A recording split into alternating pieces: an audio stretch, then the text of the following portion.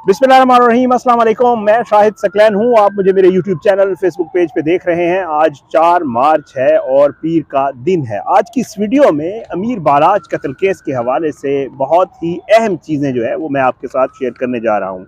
अब तक की जो मेरी इत्तलात हैं वो ये हैं कि जी जो तफ्तीश का अमल है वो जो मुल्ज़मान गिरफ़्तार हुए थे, जिनमें एहसन शाह, मलिक सुहेल और 2 शूटर्स थे और जितने भी लोग थे, उनसे जो तफ्तीश का अमल है वो मुकम्मल कर लिया गया है। अब इस तफ्तीश में जो कुछ सामने आया है उसमें 3 अहम चीज़ें जो है वो मैं आज की इस वीडियो में आपके साथ शेयर करने लगा हूँ। वो ये कि एक तो ये बाकायदा तौर पे इस्टेब्लिश कर लिया है पुलिस ने कि अमीर बालाज को आखिर कत्ल किसने करवाया है। नाम तो आ रहे थे, नामजद भी किया गया था, गोगी भट्ट है, तीफी भट्ट है, इनको बाकायदा तौर पे FIR में नामजद करवाया गया था।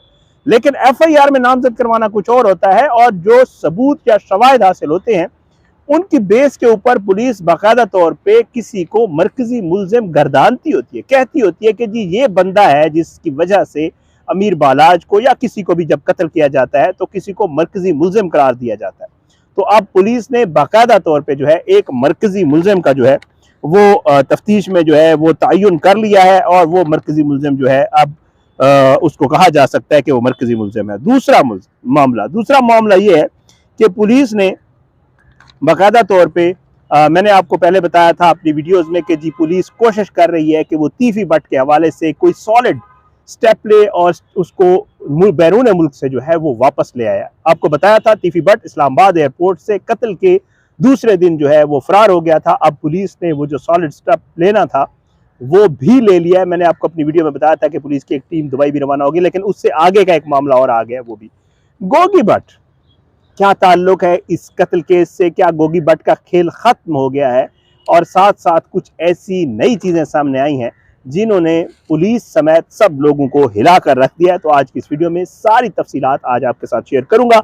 आपसे दरखास्त है कि अगर आपने अब तक मेरे यूट्यूब चैनल को सब्सक्राइब नहीं किया तो सब्सक्राइब करें भाई, और साथ साथ जो है बेल आइकन को क्लिक करें ताकि जब भी मैं वीडियोस करूं तो आपको नोटिफिकेशन की सूरत में वो पता चल जाए कि मैंने वीडियो अपलोड की है। और साथ साथ मेरा फेसबुक पेज भी है, वो भी उस पर भी वहाँ भी वीडियोस अपलोड होती हैं, तो उस फेसबुक पेज को भी फॉलो करें, वीडियोस को शेयर किया करें, लाइक किया करें और अपना फीडबैक जो है वो कमेंट्स की सूरत में ज़रूर दिया करें। शुरू करते हैं जी। सबसे पहले तो आपको ये मैं ब्रेकिंग न्यूज़ दे दूँ कि जी अब तफ्तीश का अमल जो है वो मुकम्मल कर लिया गया है और ये बात DIG इमरान किश्वर साहब जो है उन्होंने बताई है। उन्होंने कहा कि बालाज कत्ल केस की जो तफ्तीश मुकम्मल की गई है, जिसमें एहसन शाह समेत गिरफ्तार होने वाले मुल्जमान हैं, उसके मुताबिक तमाम शवाहिद जब इकट्ठे किए गए हैं तो ये इस्टेब्लिश हो गया है कि बालाज को कत्ल किसी और ने नहीं बल्कि तीफी भट्ट ने करवाया था। इस्टेब्लिश हो गया बाकायदा।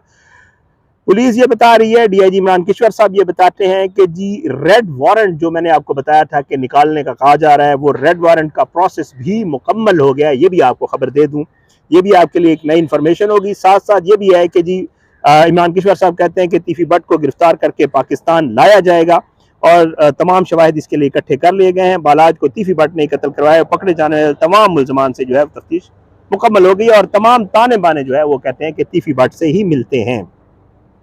अब इसमें जो है 2 शूटर पकड़े गए थे और इनमें गोगी भट्ट का एक बहनोई नदीम वाई भी है, मलिक सुहेल है, एहसन शाह है, अली वलीद, हारून, ये सारे लोग हैं। अली और वलीद तो अभी गिरफ्तार नहीं हुए, जो हारून वगैरह ये जितने भी गिरफ्तार हुए हैं वो कहते हैं कि जी एक और चीज़ जो पुलिस की तफ्तीश में सामने आई है बड़ी हैरान कुन है, वो ये है कि जी बालाज को कत्ल करने की ये अटैम्प्ट हुई है, इससे पहले भी अटैम्प्ट हो चुकी हैं। एक अटैम्प्ट बाकायदा तौर पर 11 फरवरी को शूटर्स को बिठाकर जो है वो की गई थी और ये शालम के करीब जो है शूटर मौजूद थे।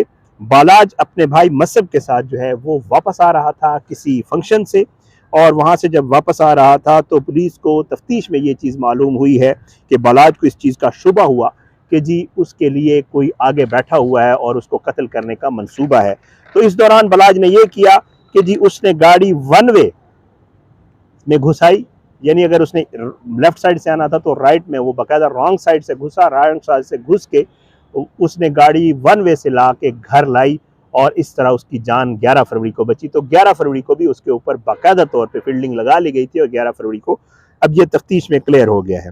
अच्छा, जो है उसके बाद एक और चीज़ आपके साथ जो है मैं तस्दीक कर दूँ। हाँ, इस चीज़ की तस्दीक जो है अमीर बालाज के जो रिलेटिव्स हैं सुल्तान महमूद उर्फ बिच्छू पहलवान, ये लोग भी जो है वो आपने देखा होगा कि जी वो मुख्तलिफ जगहों पे कर रहे हैं, लेकिन तफ्तीश में भी ये चीज़ सामने आई है कि ये चीज़ है। एक और चीज़ वो ये है कि शादी के मौके के ऊपर बताया ये जा रहा है कि 3 लेयर्स बनाई थी। पुलिस तफ्तीश में जो चीज़ सामने आई है, एक ये कि 2 शूटर्स पहले थे जिन्होंने मारना था, उसके पीछे 3 लोग और थे जिन्होंने उन शूटर्स को मारना था, और साथ में 2 लोग और भी थे। ये 7 लोग, तकरीबन 7 से 9 अफराद का कहा जा रहा है, लेकिन 7 लोग का पुलिस बताती है कि ये 7 लोग थे। इन्होंने करना ये था, इनका प्लान ये था 2 शूटर मारेंगे, 2 शूटरों को फिर पीछे वाले 3 मारेंगे, और अगर बालाज जख्मी हो गया और उसको जख्मी हालत में ले जाते हुए देखा गया तो फिर जो बाकी बैकअप पे लोग थे वो जो है वहाँ फायरिंग करेंगे, और बालाज को किसी सूरत भी जो है वो नहीं छोड़ना, क्योंकि उनको ये लगता था कि ये उनके पास एक अच्छा और आखिरी मौका है बालाज को कत्ल करने का।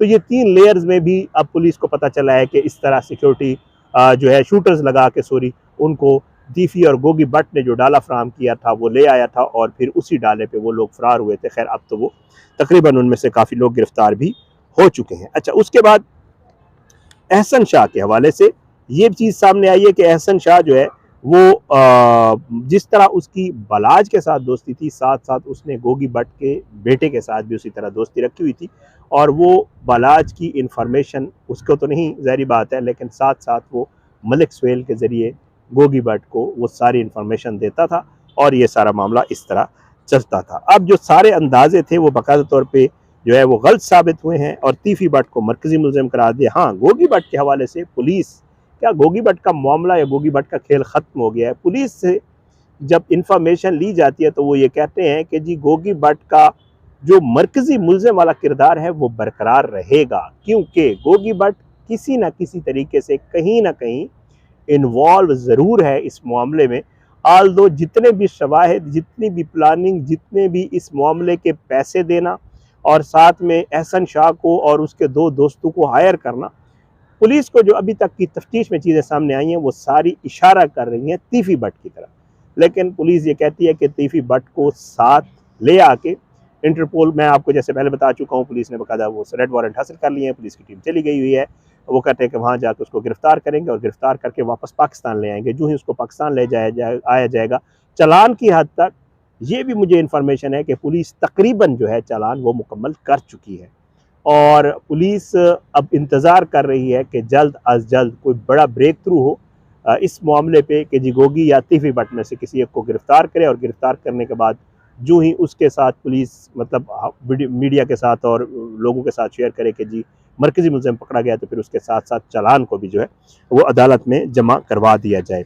ये 3 बड़ी डेवलपमेंट्स थी जो आज की और उसकी डेट में आई थी। आपको मैंने गुज़श्ता रोज़ बताया था कि अली और वलीद नामी लड़के जो है वो बाकायदा तौर पर रैकी में शामिल थे, और दोनों जो है वो मकतूल के करीबी दोस्त थे। एहसन शाह के साथ ये लोग भी शामिल थे, और इन लोगों को जो है 5 करोड़ रुपए जो लिए गए थे इसमें शामिल थे। जब बालाज अड्डे से निकला तो अली और वलीद मौजूद थे, और वहाँ से इतला दी, बार बार एहसन शाह को फ़ोन के ज़रिए इतला दे रहे थे कि कितने लोग वहाँ से निकले हैं, किस वक्त निकले और कौन से रास्ते से जाएंगे।